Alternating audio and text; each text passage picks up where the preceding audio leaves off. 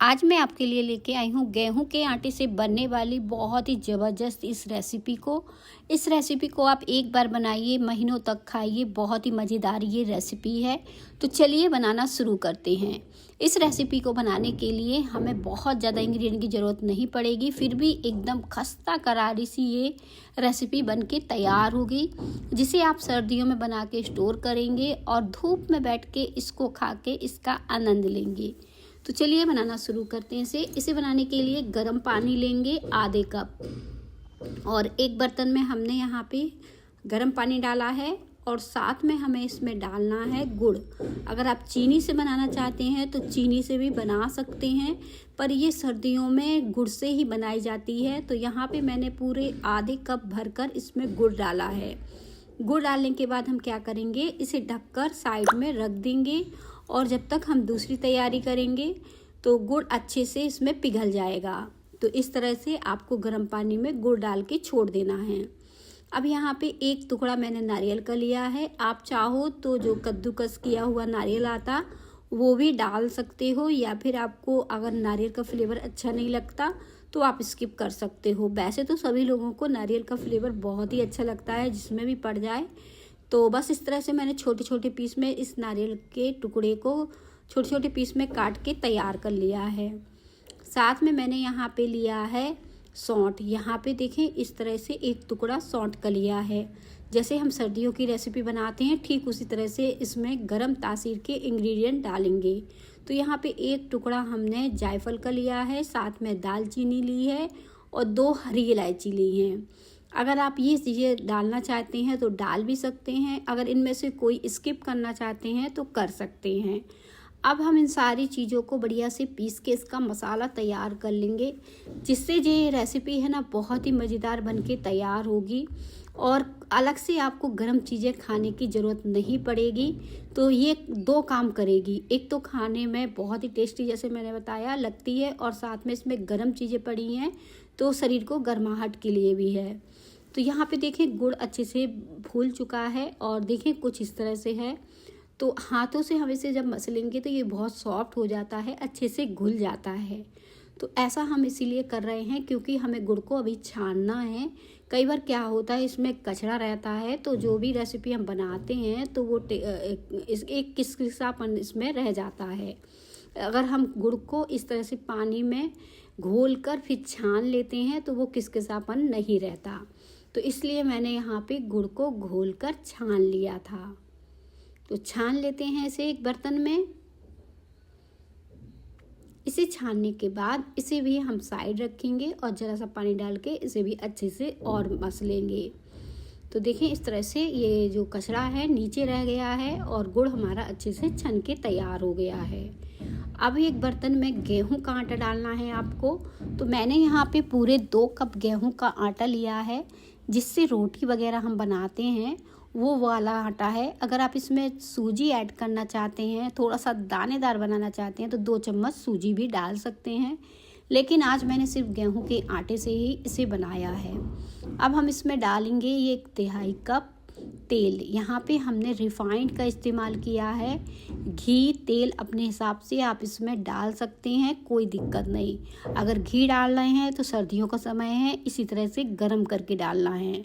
और जो मसाला हमने बना के तैयार किया था अब हम इसे भी डाल देते हैं। इन सारी चीज़ों को हाथ से अच्छे से मिक्स कर लेंगे।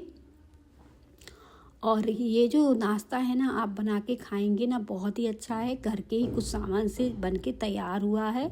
साथ में 2 चम्मच इसमें तिल ऐड कर देंगे और इसे साइड रख लेंगे थोड़ा सा बचा के। और तिल पूरी तरह से ऑप्शनल है, अगर आप इसे स्किप करना चाहते हैं तो कर सकते हैं, कोई दिक्कत नहीं। पर तिल का सीज़न है और तिल खाने में फ़ायदेमंद भी है, तो इसलिए मैंने तिल ऐड किया है इसमें।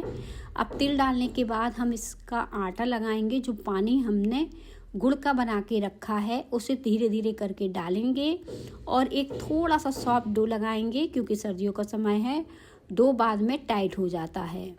तो बस इस तरह से धीरे धीरे पानी डालिएगा और गुड़ का पानी डालने के बाद इसका डो लगा के तैयार कर लीजिएगा।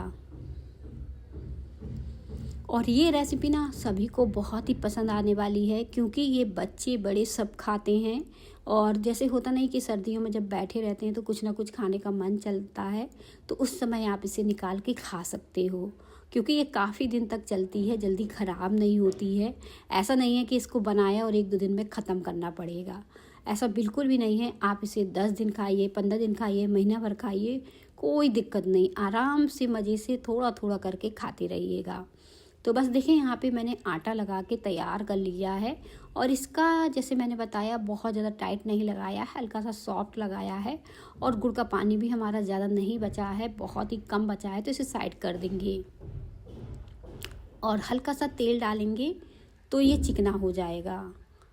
अब इसे हमने चिकना कर दिया है, तो इसे ढककर हम साइड रख देंगे। तो डो को तेल लगा के जब चिकना करते हैं ना, तो बहुत ही अच्छा डो बन के तैयार होता है, इसलिए मैंने इसे तेल डाल के चिकना कर दिया। अब इसे ढक के छोड़ देंगे 8 से 10 मिनट के लिए, तो ये थोड़ा सॉफ्ट हो जाएगा और जब से इसे जो नाश्ता बनाएंगे बहुत ही अच्छा बनेगा। अब इसे हमने हाथों से एक बार मसल लिया है और 2 लोइयाँ तैयार कर ली हैं। 2 बड़े साइज़ की लोई तैयार करेंगे और इसे थोड़ा सा हम इस तरह से चिकना कर देंगे और फिर इसके ऊपर तिल डालेंगे और फिर इसे बेलेंगे। क्योंकि ये फटा रहता है, तो इस तरह से मैंने ठोक ठोक के इस तरह से चक्कर पहिए की जैसे बनाया है।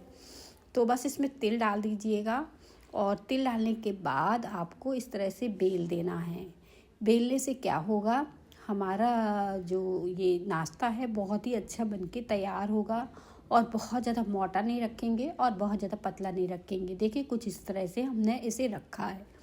अब इसे चौकोर पीस में भी बना सकते हैं, तिकोन में भी बना सकते हैं, तो जैसा आपको पसंद है आप बना सकते हैं। चौकोर में बनाना है तो इस तरह से बॉक्स जैसे बनाना है, और तिकोन में हल्की सी तिरछी करके चाकू आपको चलाना है, जिससे ये तिकोन भी बन जाएंगे। तो देखें यहाँ पे मैंने दोनों साइज के थोड़े से बनाए हैं, और चौकोर वाले मेरे यहाँ बॉक्स पसंद करते हैं इस तरह से, तो मैंने ज़्यादातर चौकोर ही बनाए हैं। तो बस इस तरह से हम इसे धीमी आंच में बढ़िया से सेकेंगे। बिल्कुल धीमी आंच में आपको इन्हें सेकना है, तभी ये अंदर तक एकदम क्रिस्पी करारे से बनके तैयार होंगे, जैसे बिस्किट वगैरह रहती है। तो बस इतनी सी बात है आपको ध्यान रखना है। तलते समय आपको आंच को बिल्कुल धीमा रखना है, और बहुत ज़्यादा तेल गरम में इन्हें नहीं डालना है, और बस धीमे धीमे आंच में इन्हें सेक के तैयार करेंगे जब तक कि इनका कलर चेंज ना हो जाए। और जैसे ही इनका कलर चेंज हो जाएगा हम इसे निकाल लेंगे इस तरह से। अब एकदम क्रिस्पी करारा सा हमारा नाश्ता बनके तैयार हो गया है। बच्चे बड़े सभी बहुत ही चाव से खाते हैं। देखिए दोनों तरह से बहुत ही अच्छा बनता है। मैं तोड़ के दिखा रही हूँ और अंदर तक एकदम परफेक्ट सिकता है। अब मैं इसे आपको फिर से मसल के दिखा रही हूँ। देखिए